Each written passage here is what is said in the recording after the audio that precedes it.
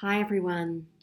I had a question come in this week and I thought it would be beneficial to actually answer it to everyone because I thought it was a really good question and one a lot of people ask, and it's one I also work with a lot with my own clients and in my 6 week course. So I thought I'd share it with you. And that is, how do I stay focused to achieve my goals, and what is my own personal routine to do that? So I thought I would share this with you. So, the first thing is you actually really need to get clear on what it is you want.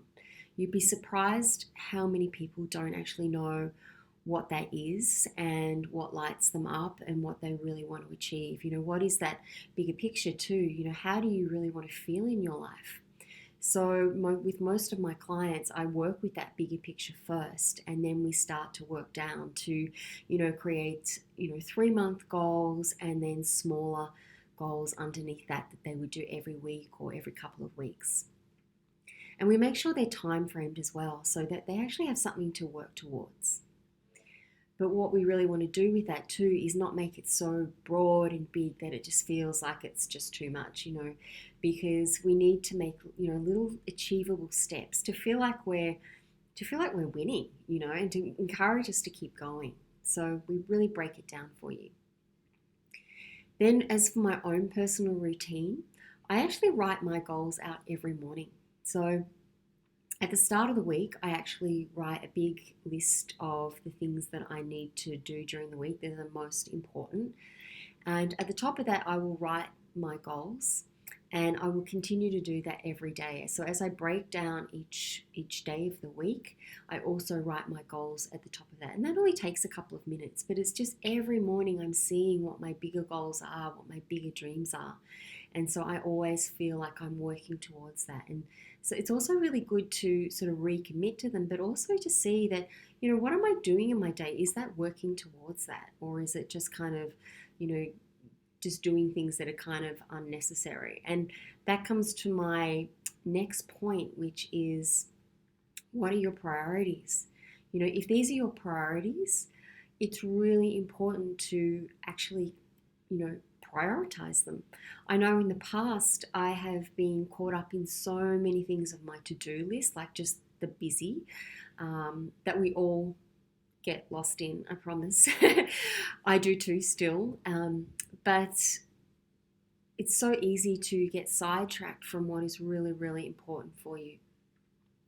And so I make sure that I've got a few real key priorities for my life and, for my week. And I shape everything around those. And, I'm going to be honest, that means that sometimes I have to say no to things that I would like to say yes to because I'm making those things a priority. And that doesn't mean you don't have other, commitments or things that you do, but they have to be shaped around those things that you've prioritized in your life. And doing that for me has actually been a game changer. So, for example, if you want to grow bigger in your business, you need to put the time aside to do that. If you want to study, you need to put time aside to study and make the commitment to do that.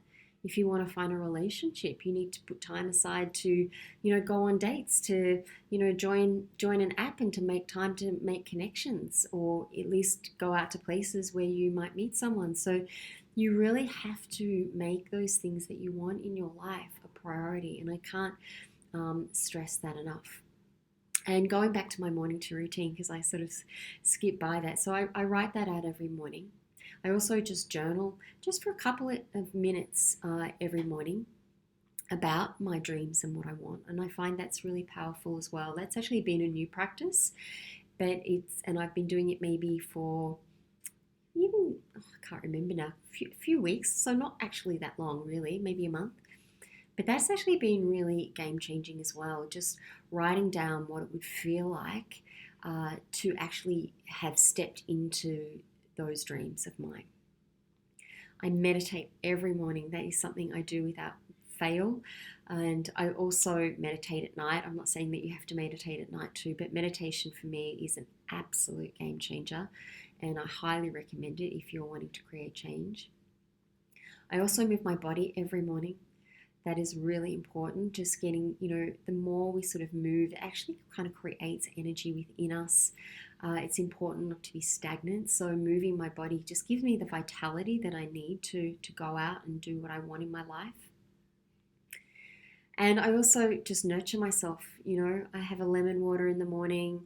Um, I personally don't drink coffee. I have matcha, but I'm all for coffee. Don't worry. But spending that time in the morning off my phone, not checking social media, not checking my emails, but really creating and setting up my mindset for my day. I have a gratitude practice. I always like to focus on what is going well in my life, so I have a gratitude practice that I do each morning.